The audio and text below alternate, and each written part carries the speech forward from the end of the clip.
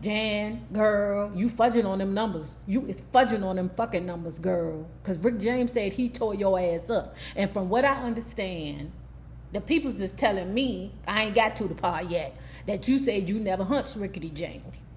Rickety James said he tore your ass up.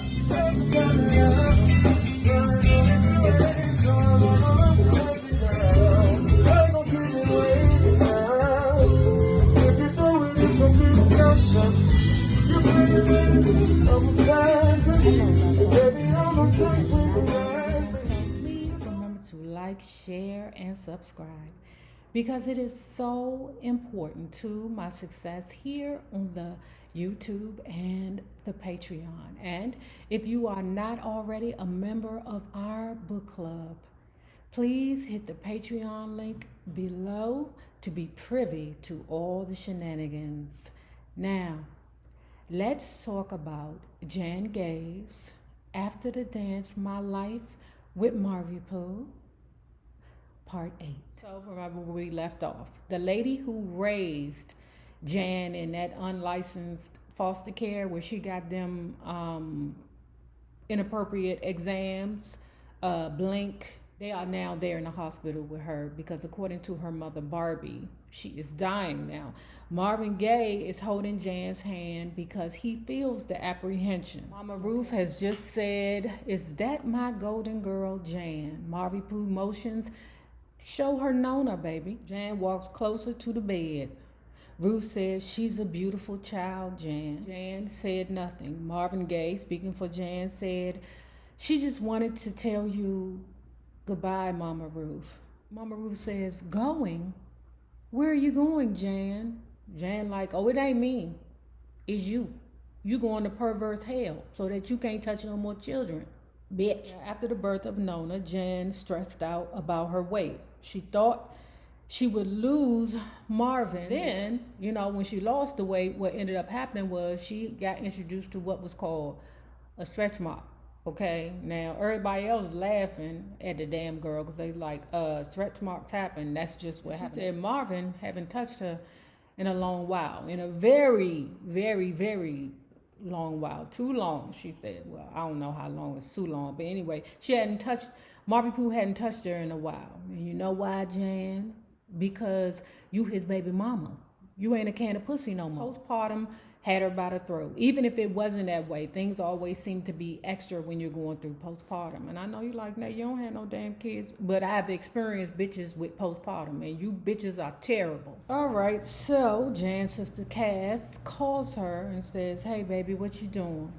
"I got a party to go to, child. We get ready to see this band called Raw Soul. You're going to love them, girl." Jan is on board. She left Nona with her mom and was on her way to see the band called Raw Soul in the Bay Area. Now, the sister said, "Girl, the lead singer is mine. You can't have him, girl."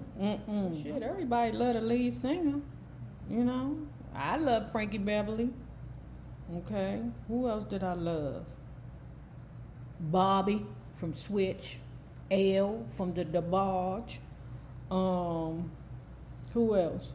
Earl from the Backyard. Cass said to Jan, your granddaddy let you come outside to play? You could come outside." Jan was offended. She said, "That is not my father." Cass said, "I didn't say it was your father. I said it was your grandfather. Did your grandpappy let you come out and play?" These just jokes. Anyway, Jan flashes back to a time where Cass and Marvin met each other. She said it was clear that there was a sexual attraction between the two. Girl, you okay with that? See, Jan don't know how to do shit behind his back yet. She is going to eventually do shit behind his back. But, if you want to stay with him, stay with him. But you got to figure out a way for you to get that satisfaction out without jumping on another dick. That works, okay? That works. It's little shit you could do to him to make him think that he crazy. Okay, and then you just be in the corner laughing because you took his keys and hid them. You know that. You know that you didn't put them keys in the litter box. Okay, so you gotta find shit to do and watch him run around and look for the keys, and that shit be funny because you know where they are. So anyway, they at the club, right? And they waiting on Raw Soul. Jan is enjoying the male attention from the crowd. because Marvin Pooh ain't giving her none. So, she need attention. Now, the lead singer was Frankie Beverly. You bitch, you. You bitch, you bitch, you bitch. You bitch, you. Ooh, I'm so mad. Jan was smitten at first sight. We all are, girl. We all are. Cass says to her, hold on, sister hot pussy. Frankie is mine. Jan says, you high, girl. Cass says, everybody high. God damn it. Keep your hands off of Frankie Beverly, because that is mine. So then Cass dumbass goes, well, Frankie Beverly want to meet you. My boo want to meet you. Of course he want to meet Marvin Pooh. Girl. So Frankie Beverly says, he is my hero, Jan. Jan says, well, maybe I can arrange for you to meet him. Frankie Beverly says, that would be incredible. Cass and Jan, when they left to enjoy the San Francisco night air, they together, smoking herb, doing what young people do, hot boxing. And secretly, Jan is thinking about her sister's boyfriend, Pickle. Marvin Pooh says to Jan, how was your trip with Cass, love? Jan says, I met Frankie Beverly. He idolizes you. Marvin Pooh says, oh yeah? Well, I must get down there to see him. So anyway, the trip actually did happen, as Marvin Pooh promised that he would go down there and check on Frankie D. Beverly. The trip happened, and Frankie was enamored with Marvin Pooh. Marvin Pooh told him, I don't know, bruh, that raw soul, I don't know, it just isn't the right name for you. MG also promised Frankie Beverly that he would find him a label. So on the way home, on the car ride conversation, Jan says, which label you want to choose for Frankie Beverly? Marvin Gaye said, not Motown, but don't worry, I'm going to take care of your boyfriend. Jan got in her feelings and said, that's not my dude. Marvin Gaye says, oh, that's your dude. Oh, that's your dude, all right. Y'all wanted to kiss each other in the mouth. Jan says to herself, the attraction between the two was undeniable. Now, later on, when Marvin Pooh hunched her, because he ain't hunched her in years, or months, or days, whatever. Later on, Taco Meat Marvin crawled on top of his old girlfriend / baby mama, whatever the hell she is to him. I really don't know at this point. I don't know what the hell is going on. He love her? Yeah, I think he love her. And then, when he's through doing his business, he says to her, Jan, were you thinking about your boyfriend, Frankie Beverly, when you were hunching me? It was so passionate. Jan got mad and said, he's fucking my sister. Don't matter.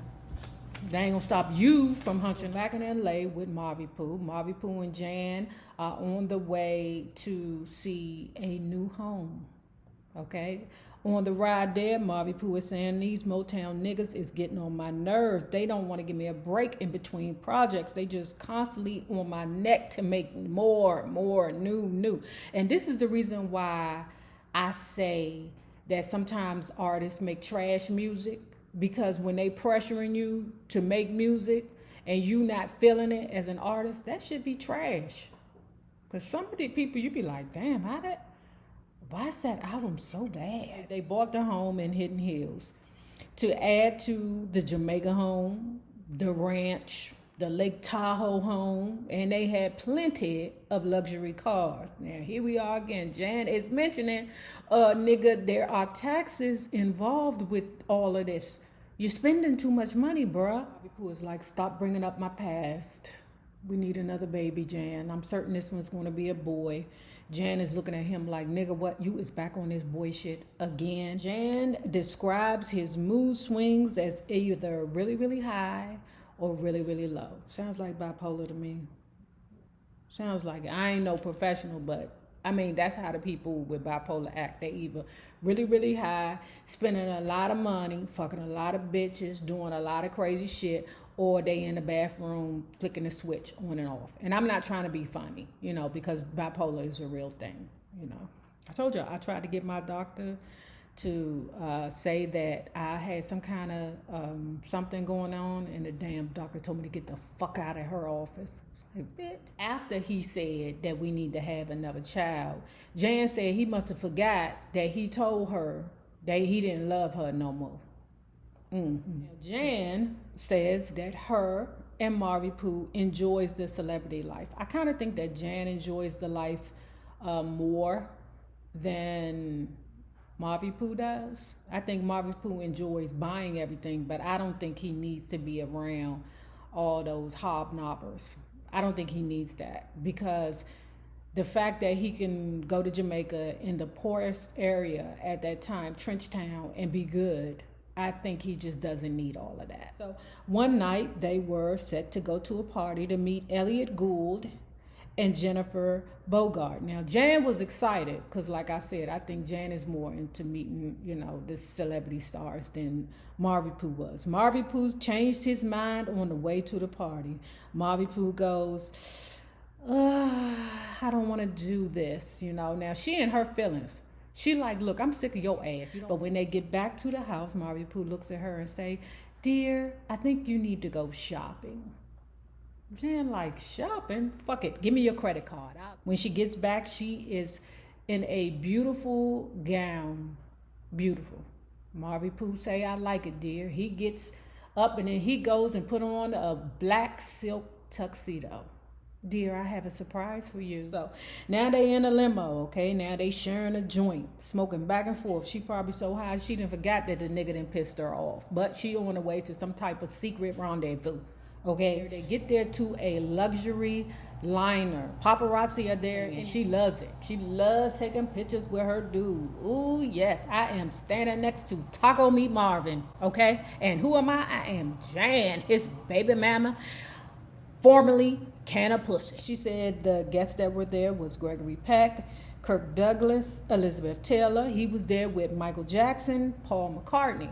Now, later on, the Jackson brothers had came over and said, hey, girl, hey, Jan, girl, hey, how are you? Marvin Pooh was like, you didn't tell me that you knew the Jacksons. She's like, I went to high school with him. Now, this is another thing about Jan. Jan, girl, you fudging on them numbers. You is fudging on them fucking numbers, girl. Because Rick James said he tore your ass up. And from what I understand, the people's just telling me, I ain't got to the part yet, that you said you never hunched Rickety James.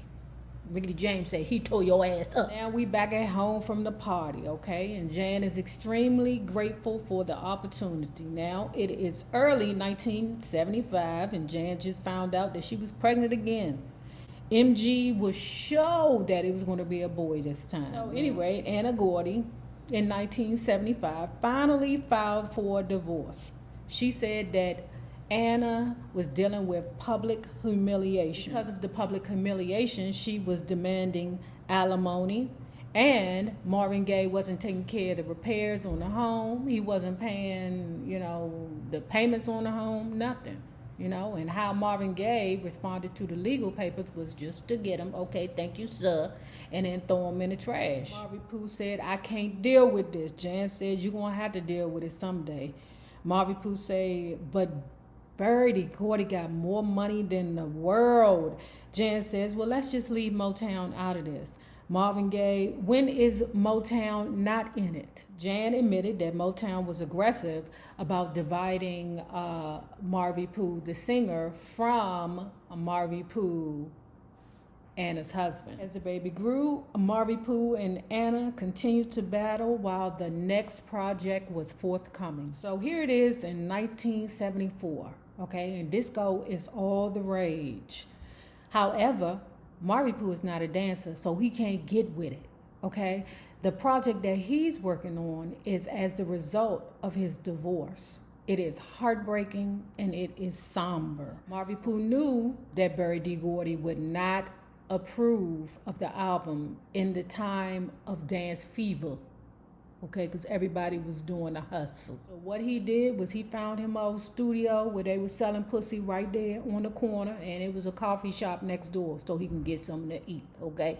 But he was locked up in that studio for days. Now when Jan was finally invited up to the studio, Marvin Gaye said, Jan, these are all love songs. These are written for you. Now, Jan saying to herself, how the fuck is these love songs for me when somebody else wrote them? But, I digress, Jan. Just shut your mouth like you always do.